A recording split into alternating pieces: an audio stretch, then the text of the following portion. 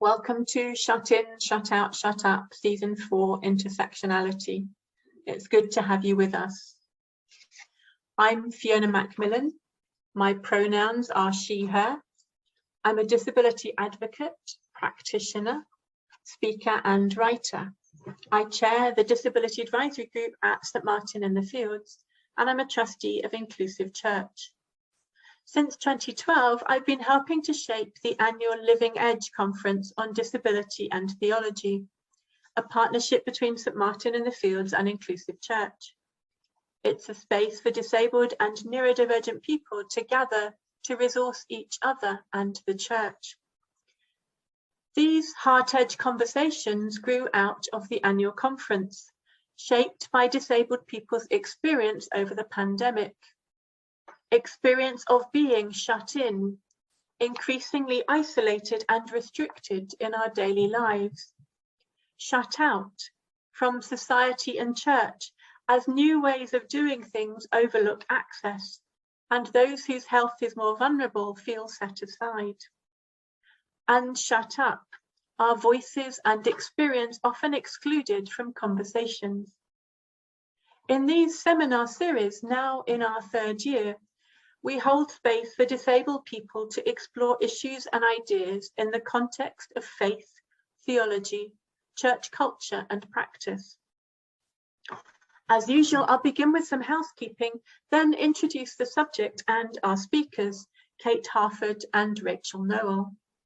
If you'd like to, please do introduce yourselves in the chat. Perhaps say who you are and where you're joining from. Let's begin with some housekeeping. Access. Our BSL interpreter today is Emma. If you're using BSL, you can pin Emma's screen and the speakers. For automatic captions, you click on the CC icon at the bottom of your screen and they should display. If you're using a screen reader and don't want to be disturbed by the chat, let us know and we'll save the chat for you to email afterwards. If you need any help with anything during this session, or if you see anything that concerns you, please drop a note in the chat or direct message our HeartEdge hosts, Jonathan Evans or Catherine Deuce. Timings. The first half of our session will be input as we hear from today's speakers. The second half will be a chance for you to share resources, responses, experience and ideas. Around 5:15, we'll spend about 10 minutes in small groups, then come back together for plenary discussion and questions. We'll end with some last thoughts, resources and signposting to future events. The first half will be recorded in speaker view, but do turn your camera off if you prefer. Please keep your microphone on mute throughout unless you've been invited to speak. This helps with the quality of the recording and works for those who are sound sensitive, including me. I've got Tourette's and some sounds, especially unexpected ones, set off physical or verbal tics.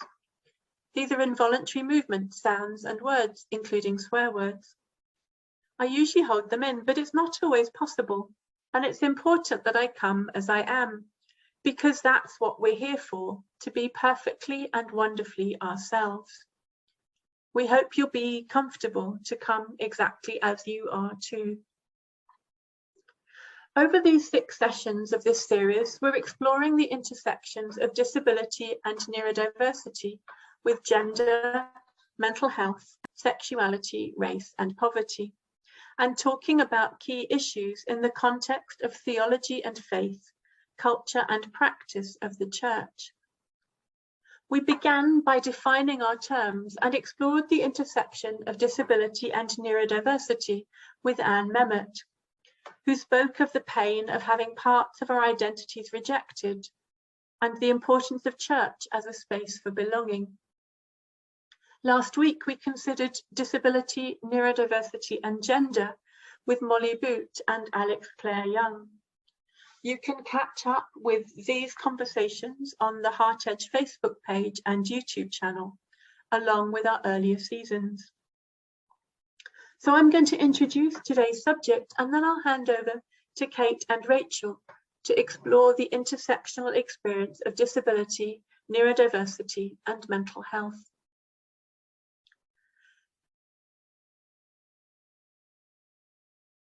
And that was a spasm.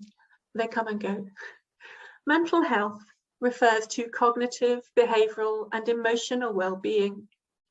It's about how people think, feel, and behave.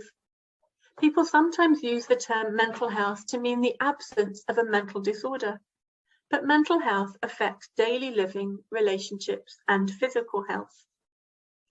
Some people call mental health emotional health or well-being, and it's just as important as good physical health.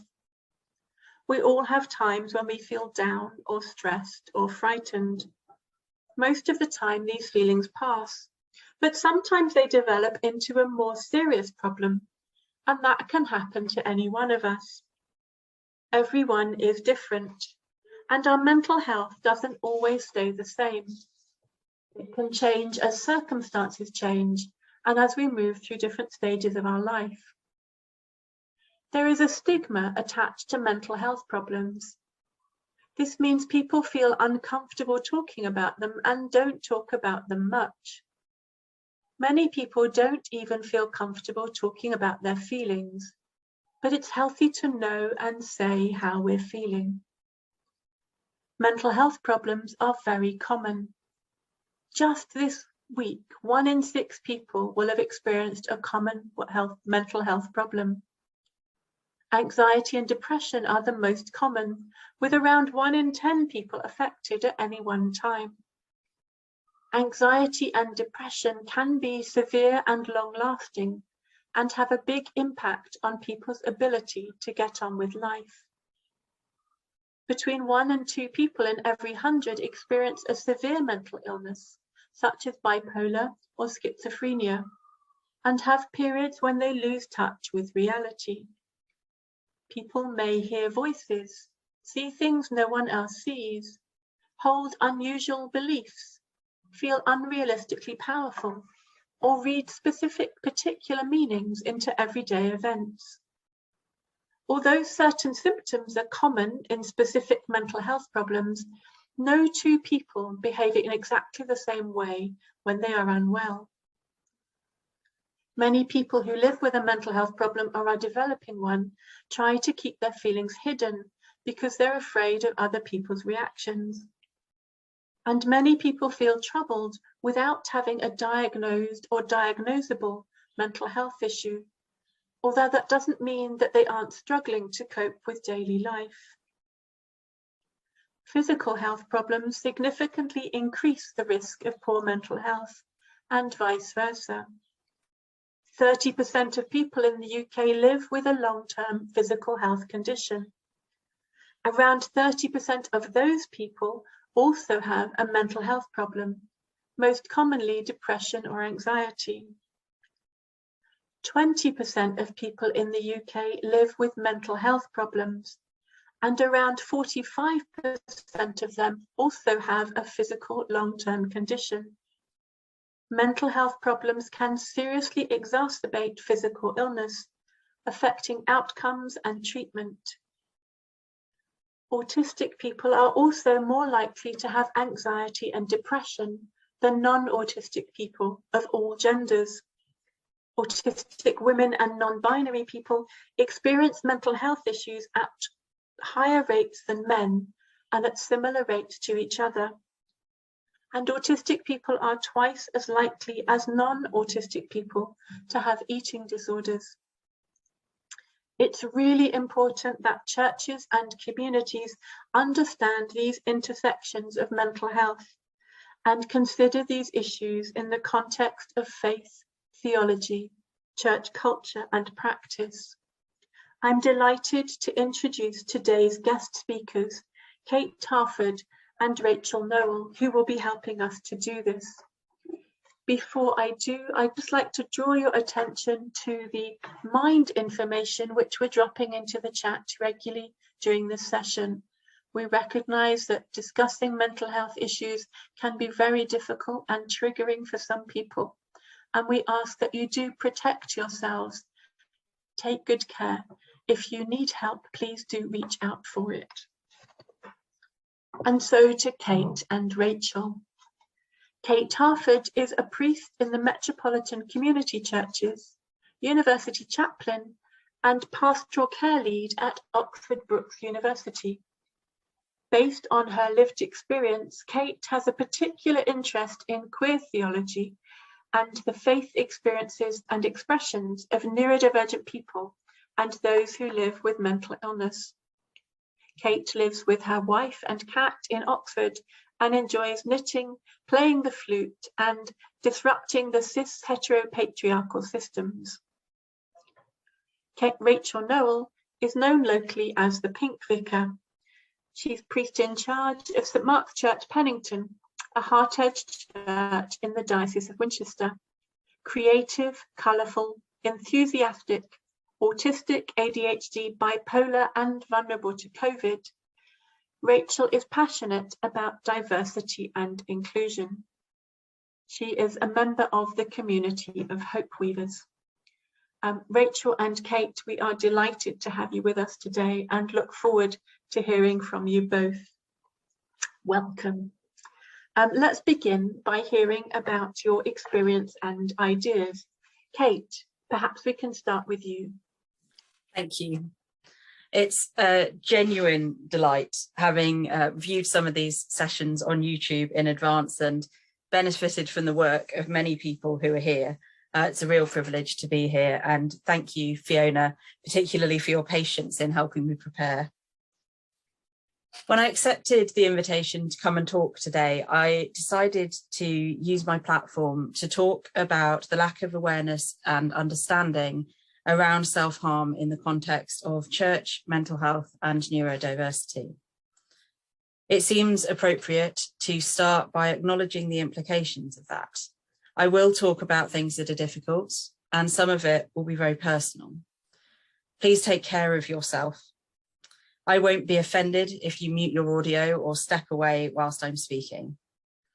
I will be careful not to share about methods, but it is likely to still be difficult. You can, of course, watch the session back later if you feel you need to leave the recordings and come back for the discussion. If I find it difficult, please also bear with me. Although I've talked about this over a number of years, it's fairly infrequent and it can still be hard. My primary ministry is higher education chaplaincy, offering spiritual and pastoral care to staff and students of any faith or none at a university. As part of the mental health and wellbeing services, I talk regularly with students and staff who are facing difficulties with their own mental health. For a number of reasons, the number of people that we see presenting with mental health difficulties, particularly diagnosable and complex mental health difficulties, is increasing. And we see that many people are struggling to access appropriate care and treatment, not because of anything that universities do, but because of cuts to NHS mental health services. I'm particularly concerned that a lack of timely intervention, especially with very young adults, can increase risk in later life. I'm also licensed as a minister in the Metropolitan Community Churches, MCC. We're a queer-centric Trinitarian denomination that has several churches in the UK. As well as being a chaplain, I work with the denominational vocations coordinator to support our people discerning a call to ministry or working in vocational ministry. I'm relatively new in that role, but I hope that I bring to it an understanding of inclusive practice and how to apply that to professional development and training. Inclusive practice is an educational principle that recognises the difference between students, that all students may have differences and needs, and works to ensure that everybody can access educational content and participate fully in their learning. It understands that no two learners are the same and ensures that process and policy and requirements accommodate this. It's my view that this is preferable to placing the burden on clergy and ordinands to constantly request adjustments and have external individuals decide whether their requests are reasonable or not. Sorry, I just did air quotes around the word reasonable. there is a power imbalance implied in having to constantly request adjustments to your training. So bringing my own understanding and experiences of disability, I hope that that is something that I can harness for good. I'm a neurodivergent person. I've expected that I might be for some time, had it confirmed about 6 years ago at the age of 35 that I have ADHD and possibly some autistic traits, but I'm not intending to seek that through a diagnostic pathway. Part of my experience is that I also have a diagnosis of emotionally unstable or borderline personality disorder. My GP insists emotionally unstable is less stigmatizing. I honestly don't care. Given the overlap in diagnostic criteria for those two conditions, ADHD and emotionally unstable personality disorder, my sense of my experience is that the trauma of navigating a world built for neurotypical people as someone with an undiagnosed neurodivergence is likely to be a contributing factor, not only in my own personality disorder experience, but probably in many others as well. Emotionally unstable personality disorder is particularly diagnosed in women who are less likely to have a diagnosed neurodivergence than their male counterparts. I can say more about that later in wider discussion, but it isn't part of my main focus. In addition to all of that, I'm studying for an MA at Queen's by distance learning and hoping to spend some of my time exploring the theology and church experience of people who have self-harmed, because most of the literature that's available, and I'm afraid there's not much, is written without a lived experience perspective. From my own experience, I'm hoping that by talking to other people about what they have lived through, we can start to change the narrative from one of dismissal or pity or condescension into something else. I expect to receive insight and honesty and hope, but I also know that it's important to be honest and have integrity in reporting what I'm given, even if it's not what I expect or want. To close out my first bit of speaking, to close out my introduction, I've heard many times that those of us who are ministers and preachers should speak from our scars and not our wounds. But I was also challenged recently, particularly by younger adults, with the idea that this could be ableist, because it relies on the idea that the voice of someone who is in distress is less valuable than the voice of someone who is seen as being in recovery and who may themselves be masking severe distress. I've reflected on both of those ideas and come to the conclusion that there isn't a clear dichotomy between scars and wounds. Those of us who work in any form of ministry, lay, ordained, paid or unpaid, must be careful to use our experience appropriately to build up the community and the love of God. That doesn't mean being silent or wearing a mask of a false positive. Thank you. Thank you, Kate, for a great introduction. It's wonderful to have you with us. Rachel, perhaps you could tell us something of your experience and ideas. Thank you, Fiona, and thank you, Kate. Oh, what an amazing conversation, people, this afternoon. I'm Rachel Noel, an Anglican priest, and I lead a church here in Pennington in the New Forest.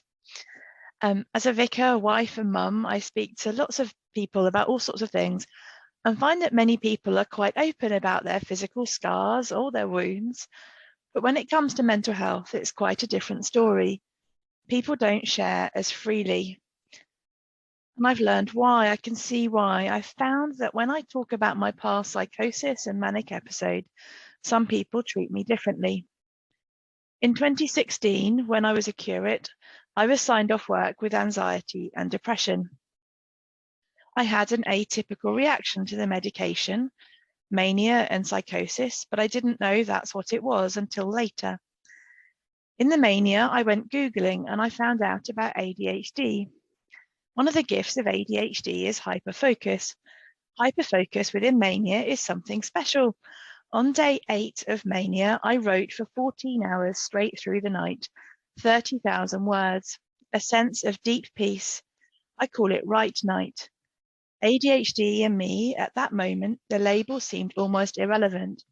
It was the insight, the understanding, the compassion. For the first time ever, I felt an inkling of really knowing who I am, a sense of belonging in my mind and body. And the next night, day 9 of mania, I took this into prayer and meditation. And I had such a deep sense of encounter within the divine, of peace and light, accepting the connections, the body, the person that I am, connected within all creation, being present here now, deep joy, peace, radiant light, present to God's presence. I call this light night. On day 10 of mania, I went to curate's training in the diocesan offices. Possibly wasn't one of the better choices I've ever made in life. After shouting at one bishop in the diocesan office, I was taken to A&E by another bishop and I was sectioned. In the wake of psychiatric hospital, I was diagnosed with bipolar, and that same week I had my ADHD assessment and was also diagnosed with ADHD and autistic traits, and that was later confirmed as autism too. Coming out of hospital, I encountered people's fear. Whilst the conversation about mental health has opened up a lot in recent years, mostly that is around depression and anxiety.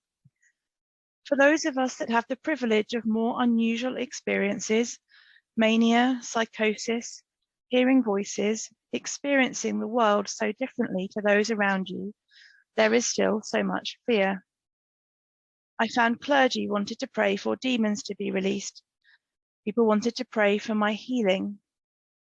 People telling me that in eternal life there would be me without any of these labels, without these experiences, that somehow these aspects of me, both the deep lifelong gift of having a brain that thinks differently and having a body that processes sensory experiences differently, for many, somehow these aspects of me were lesser, were wrong. For some, they were seen as scary and as dangerous. My curacy was extended, both for me to recover from what had happened, but also whilst the institution worked out if they were willing to sign me off, if it was possible to be a priest with any, let alone all of my diagnoses. Even once I had been signed off and appointed to my current role, where I am now in Pennington, there are still those that question my vocation, that are fearful of my diagnoses. There is stigma and discrimination. For me, both mental health and neurodivergent diagnoses came through at the same time, and these have sometimes been conflated by others. Autistic me seeks clarity, seeks structure, sees processes, and I have an acute sense of fairness, honesty, and integrity, and those are hard boundaries for me. My ways of communication don't always match others, and because I have mental health diagnoses, often it seems easier for others to choose to silence me, to discount my voice based on misperceptions of my mental health. I'm fortunate I'm white, middle class, employed currently, professional. I've only had one episode of mania and bias and psychosis, and yet I have still experienced stigma, discrimination, bias, and silencing. One of the reasons that I speak so openly about my experiences is because of the privilege I have and the support I have of friends and family. Public Health England states that psychosis is one of the most life and impacting conditions in healthcare. 6% of the UK population say they have experienced at least one symptom of psychosis. Those diagnosed with severe mental illness such as psychosis die on average 15 to 20 years earlier than the general population. It is such an isolating condition, and I experienced just bits of that isolation. And more recently in pandemic, people with psychotic disorders such as schizophrenia are 5 times more likely to die from COVID-19. There shouldn't be any connection between psychosis and death from COVID-19. And people with psychotic disorders are 3 times more likely to be hospitalised, according to research by University of Manchester health data scientists at the end of last year. This stuff that we're talking about today, this really matters. It's not just fluffy, optional, extra stuff about caring for people. This is matters of life and death. It's the end of my start. Thank you, Rachel. this is a very powerful conversation we're having today, and it's not a conversation which is had very often. So I would just remind people to please do take care of yourselves. Please feel free to share in the chat and in the groups later on, and there'll be time to share in the plenary later where it's not recorded. But please do take care of yourselves as we dive into these very powerful and difficult conversations about people's difficult, challenging, painful experience in the church. Thank you both for your honesty and willingness to come and speak truth to power. So, Kate, let's begin with a bit of speaking truth to power. What are some of the key issues in this intersection in the context of faith? Thank you. So again, in case anyone's arrived late, I will be speaking again in broad terms about self-harm. I'll talk about prevalence, I'll talk about its position in church and theology, I'll talk about stigma and negative responses, and we'll reference disordered eating. I won't share methods and may mention the experience of living with physical scarring. Self-harm is increasing. A recent study, I think was 2017, suggested a lifetime incidence of 6.4% in adults from 18 to 70. That means in a church of 100 adults, between 6 and 7 have at least one experience of self-harm. In my local Anglican diocese, there are 400 clergy. If they are representative of the general population, and if is doing some heavy lifting in that sentence, that would mean that 24 would have lived experience of self-harm. I don't think many of us have ever heard a Christian minister disclose that in a church or church gathering setting. It seems, therefore, that we struggle with a dual difficulty in care received by Christians and other religious people living with self-harm as a coping mechanism. Because whilst the church is publicly sidelined, the church is also sidelined in health, publicly silent, the church is also sidelined in health and social care. Recent draft NICE guidelines say that, quote, self-harm is everyone's business, but the documents attached to the guidelines have no references to research or resources on religious and spiritual care. So religious people are invisible in mental health care and policy, and self-harm is invisible in churches. This perpetuates a cycle in which it's hard for ministers to learn good pastoral practice because the education and resources simply aren't available. That creates bad theology, and bad theology creates real life harm. I started attending church for myself when I was about 16. For all the good it did for my life, and there has been good, church was also the first place where someone validated the shame I felt both about my mental health and my sexuality, often in the same breath. Amongst the things I heard from people in a position of responsibility in the church were, quote, you won't be able to get married because of the scars on your arms. You can't wear a wedding dress. Depression is pride in how bad you are, and that makes it sinful. And the ever popular reduction of high rates of mental illness in the LGBTQIA+ community to our so-called bad relationships with God, rather than take the risk to acknowledge the connection between the shame and the trauma of oppression and the development of mental illness. I was given verses out of context to try and force me into being cheerful or to invalidate extreme negative emotional states. I was encouraged to see healing as a black and white experience. One was either unwell or healed, and therefore as the right of any Christian who prayed correctly. That gave me an extremely difficult relationship with God, because the God I was praying to was definitely not in the business of clicking their fingers and making me better. And I struggled to relate to the Gospels because the healing and miracle narratives felt to be just another testament of how faithless I was being.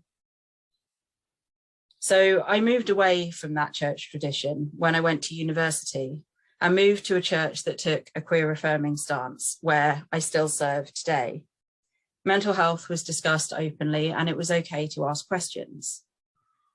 But I've still experienced a very mixed response from my peers both in the pews and in the lectern and pulpits. There we are. During my training, I attended a church conference in Chicago in July. If you've ever been to Chicago in July, you will know it is extremely warm. My clergy training mentor took me aside to tell me off for dressing comfortably in a short-sleeved shirt because the well-heeled but visible marks of injuries were inappropriate in clergy in front of members of the church. That was the same conference where a sermon was preached that said that people who were not healed of their disabilities were internalizing them as their life stories. And the preacher was very defensive when that narrative was challenged by a disabled member of the conference.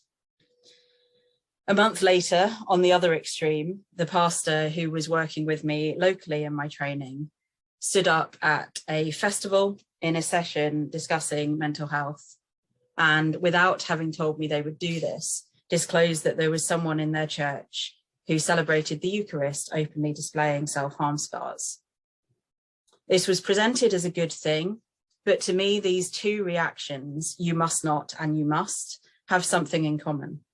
They both treat me as an object and a symbol and reduce my ministry to something that is a story. On the one hand, one must be distant, unrelatable, above human concerns and immune to psychological distress. On the other, one must be constantly present, constantly vulnerable, and constantly modeling our distress.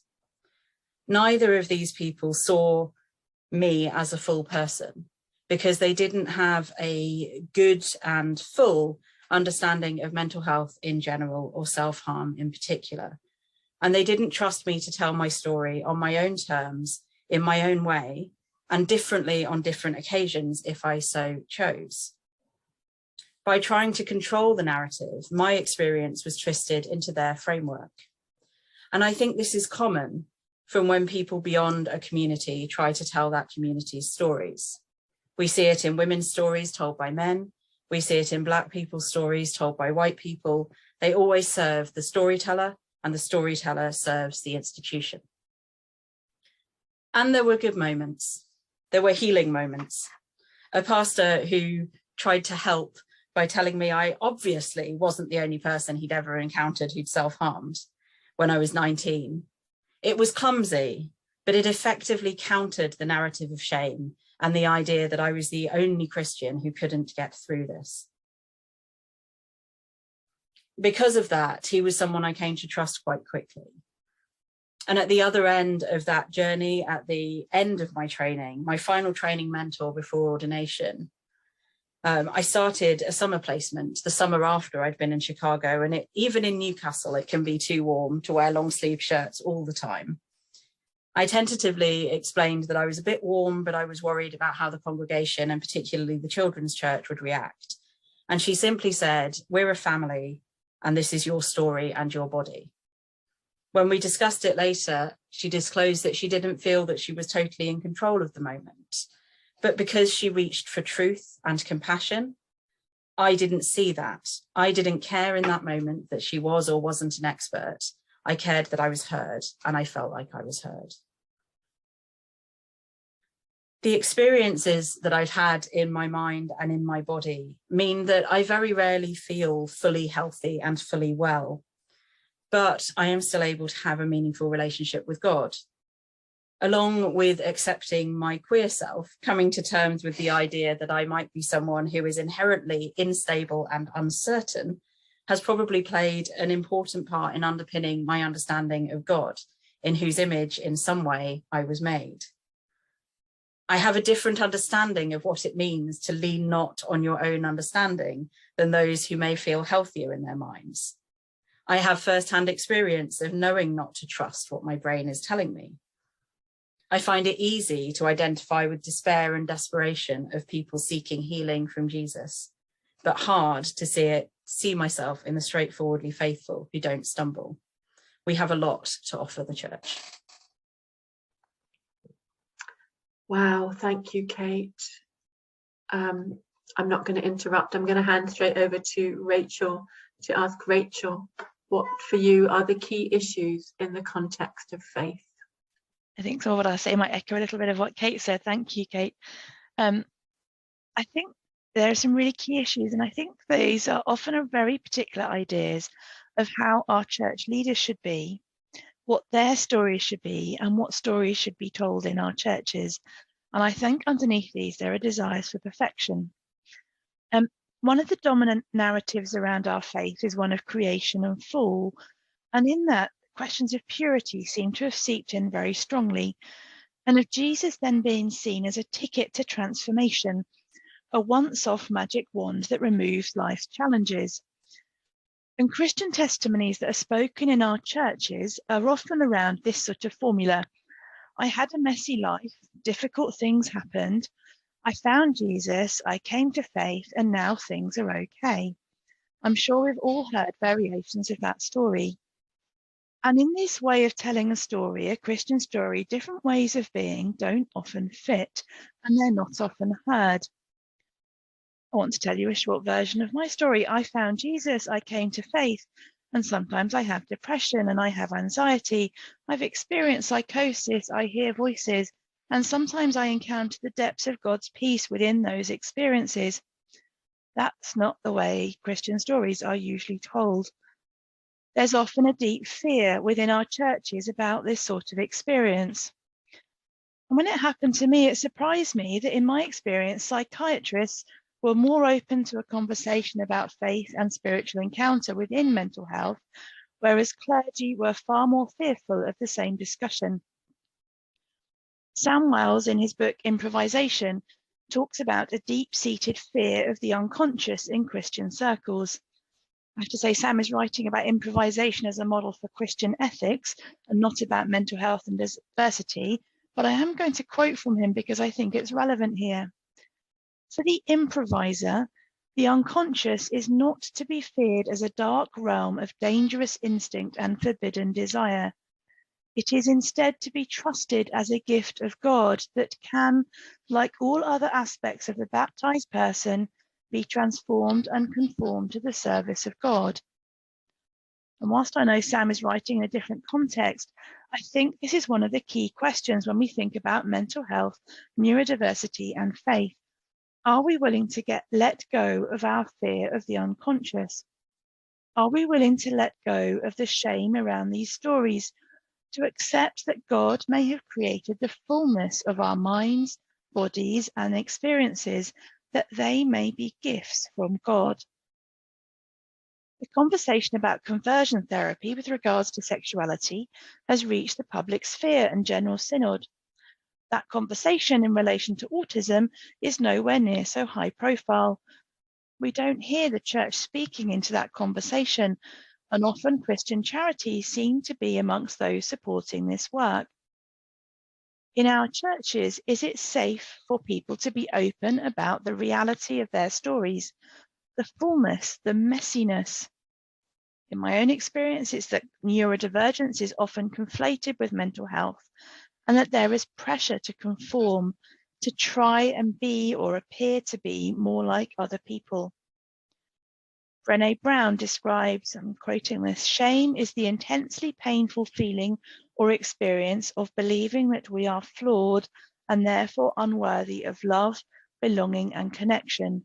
Silence, secrecy, and judgment fuel shame. And Judith Russell writes more about shame in her book, Forbidden Fruit and Fig Leaves. And I'm quoting Judith here, if shame is intimately linked with our sense of how others see us, then it is even more intimately linked with a fear of exposure. For many of us, our greatest fear is that if our real naked self is seen, then we might be rejected. And I think for me, one of the key issues in our churches is I think we perpetuate still a narrative of shame around stories connected with mental health and neurodivergence beyond that conversion to faith story. But for me, that's so sad because our Christian narrative is an amazing love story of God, a God who wants to be with us, of Jesus, God incarnate, living with us, being with us, seeing and accepting who we are in the fullness of all our lived experience, that we are seen, known, and called by name, And that is true for every one of us, with the whole breadth of who we are and what we bring. So I think for me, one of the key issues is why we don't let that bit of our wonderful story actually be lived out in our churches for all people. To you, Fiona. Thank you, Rachel. So you've both articulated very clearly and deeply and movingly something of the key issues in the context of faith and theology. What would be your challenges to the church, and what might be the starting points for the church to try and do better? Thank you. I haven't been watching participant numbers, so I'll just repeat the content warning again to say that if you haven't heard me speak before, I'm talking about self-harm, but won't be talking about methods. I think to start with what the church needs to do, we should look at what Jesus models for the church to learn from. There isn't much direct talk of self-harm in the Bible, but in Mark 5, we see a story of a man who experiences self-harm out of part of the outworking of deep psychological distress. There's a lot to say about this story. A lot of journaling has been spilt on it, and I don't have time to do it justice. But I'd like you to notice one thing next time you hear or read this story. Jesus engages with a man whose behaviours, induced by his distress, scares the locals into banishing him beyond the town, so that they don't need to see or hear or care for him. Jesus doesn't look away. He speaks to him directly and he heals him. And what's interesting is that the people who were scared of the man who was unwell are equally scared of the man who dared to speak to him. On some level, Jesus becomes tainted by association.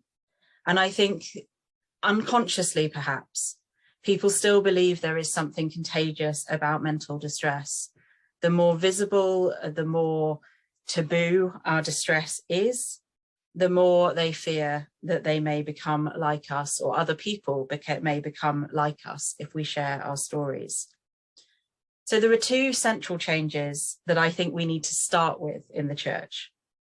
Learning from the work that disabled, queer and feminist theologians have done and the changes that they've inspired, I think we can say with confidence that breaking a taboo is the first step to real change. The church needs to stop isolating people experiencing self-harm through silence and clumsy pastoral practice, which means we need education for people in all forms of ministry. And when I say ministry and minister, I don't mean vocational and ordained. I mean anyone who does the work of the church. We need good learning resources. As a quick experiment, I reviewed the pastoral care textbooks available on the Common Awards Hub, which is an ebook repository for theology students, including trainee ministers from several traditions. None of them have the term self-harm in the index. We cannot expect people to minister in a context they never have any education or training on. The information that does exist is limited. It tends to focus on the medical model. It tends to focus on deficit language and defines its discussion to adolescent young women, making the assumption that there is no room in adulthood for people who self-harm, there is no room in masculinity, and no reference at all to other genders. This infantilizes and degrades people and perpetuates the exact shame cycle that Rachel has described, that we know amplifies the experience of negative mental health. It also is one of the biggest predictors of worsening mental health, and shame is known to perpetuate the self-harm cycle in particular. So there is research to be done so that these materials can be created, and that research needs to centre and amplify lived experience. God willing, if I get through another few terms of my MA, I'm hoping to have the opportunity to ask some questions that will allow people to share the full range of their lived experience. As well as asking them about church, I hope to have time to explore some theological ideas, to move away from expert, air quotes, expert ministers and academics using other people's lived experience to form their supposedly expert opinions, For the church to change, this is a further area where we need it to be not about us, without us. I'd like to take a moment to mention a group of researchers made up of service users, survivors, and academics in the ESRC Centre for Society and Mental Health at King's College London. It's a mouthful. I'm about to drop a link in the chat.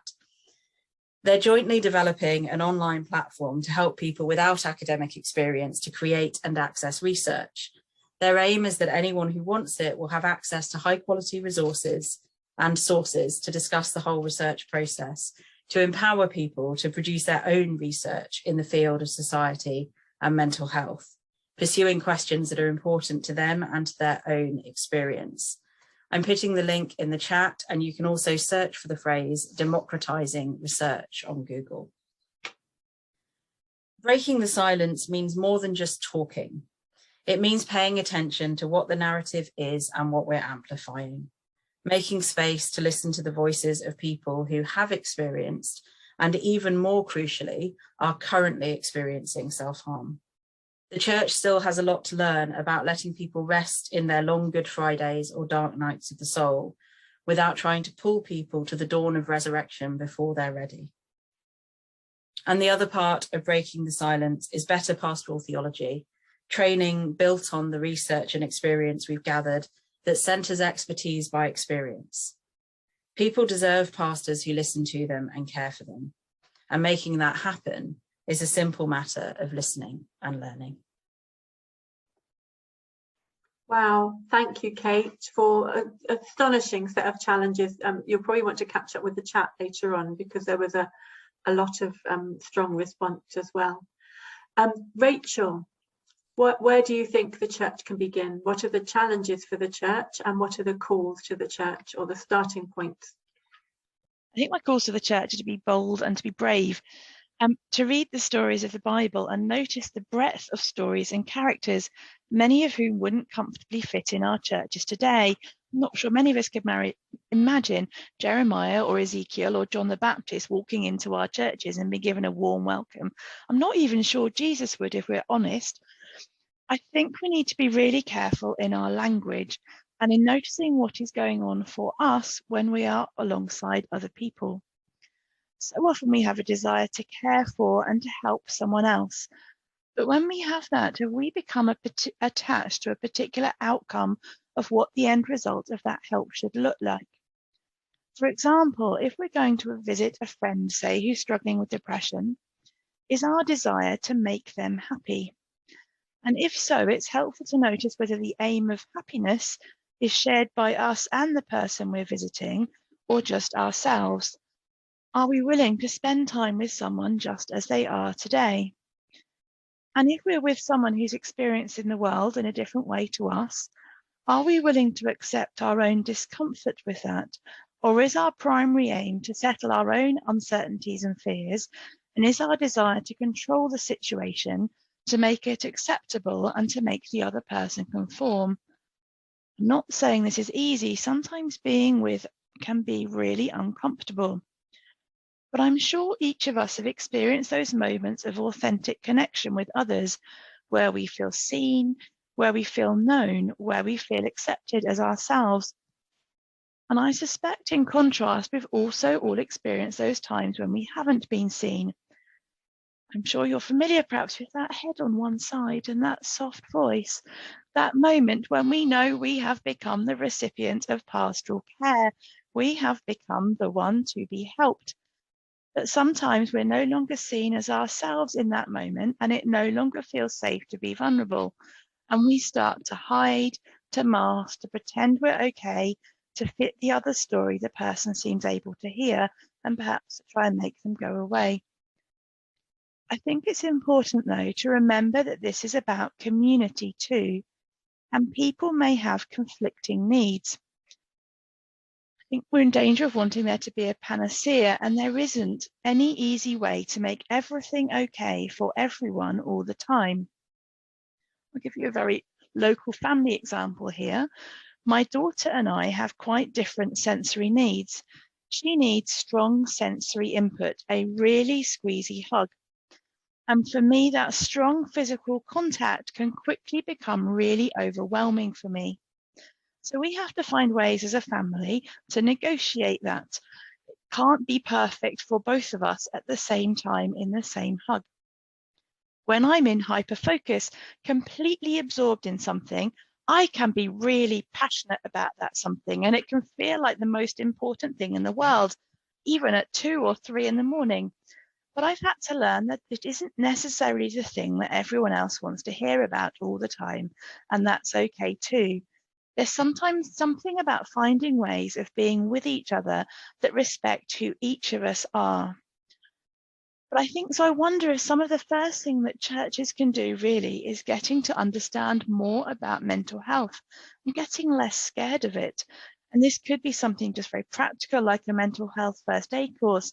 I think it's taking time really to listen to each other's stories. And when we're inviting people to share stories in church, to be open to a breadth of stories and experiences, and to have the courage to accept that God is with each of us, regardless of our mental health, our neurodivergence, and to be willing to listen to stories of sacred encounters from within the breadth of humanity, to listen and learn and celebrate God with us. Thank you, Rachel. That was just, I can't think of a word, really encouraging to have so many challenges and calls, so many practical first steps, but also so many big challenges for the church to begin to move away from its othering of mental health and its lack of diversity, lived experience, and robust theology in practical terms too. Thank you both for your courageous and inspiring and honest and brave sharing of your experience and ideas today. It's just been astonishing. I hope you will have a chance to catch up with the chat to see some of the responses. We're going to have some time now to reflect and respond together by spending some time in small groups. This is a chance, about 10 minutes in small groups, a chance to reflect on our own experience and to respond to what we've heard, what's shocked or surprised us, what's encouraged us, what might we do differently, what action might we take. So a chance to share your own experience and respond to what you've heard, what shocked or surprised you, what's encouraged you. What might we do differently, or what action might we take? I remind you it's important to look after your own mental health today and to practice self-care. So if you need to step away, please do step away. You can catch up with the recording from the end of today. We won't be recording the small groups and we won't be recording the discussion when we come back together. But we will be sharing online the earlier talks from just now and a little bit at the end. So you won't be missing out if you need to step away. So Jonathan, are we ready to go into small groups? There'll be groups of about 4 people and we'll be there for around 10 minutes. I'm going to call on Kate and Rachel to give us a couple of last thoughts. What would you like us to take away with at the end of today? Thank you, Kate. Thank you. For those of you who are in any form of ministry or feel you have any sort of influence and are looking for training, I'd encourage you to think about experts by experience when you look for it. So recovery colleges, if you have one, or mental health networks are very likely to offer something and can be very good. Some mental health first aid trainers have lived experience and some don't. And if you are living with self-harm as part of your experience or your story, I think what I'd like you to leave with is to know that you're not alone and you're not doing something wrong. And good pastoral care is out there, but it may take time to advocate for yourself to find it. But your story is valuable, your understanding of your experience and your theological understanding are valuable, and you don't need to feel shame for how you cope. You remain a beloved child of God and a valuable member of your community. Wow, thank you, Kate. And Rachel, any last thoughts from you that we could take away? I think probably I want to pick up something that was said earlier. Just recognizing the experience and the discernment that we learn through the experiences that we have, and to actually be willing to value those and to share them and learn from them, and to recognize the strengths in them.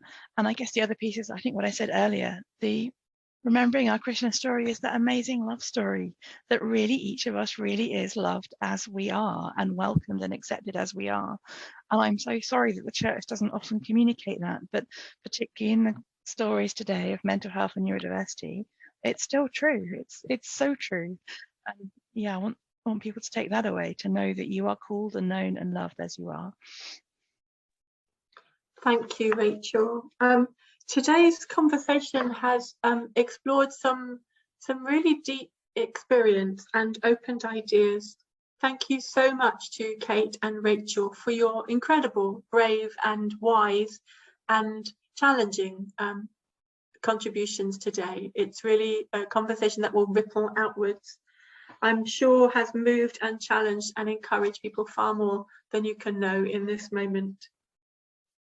Thanks also to Jonathan and Kath for hosting the Zoom and for holding the space for us today.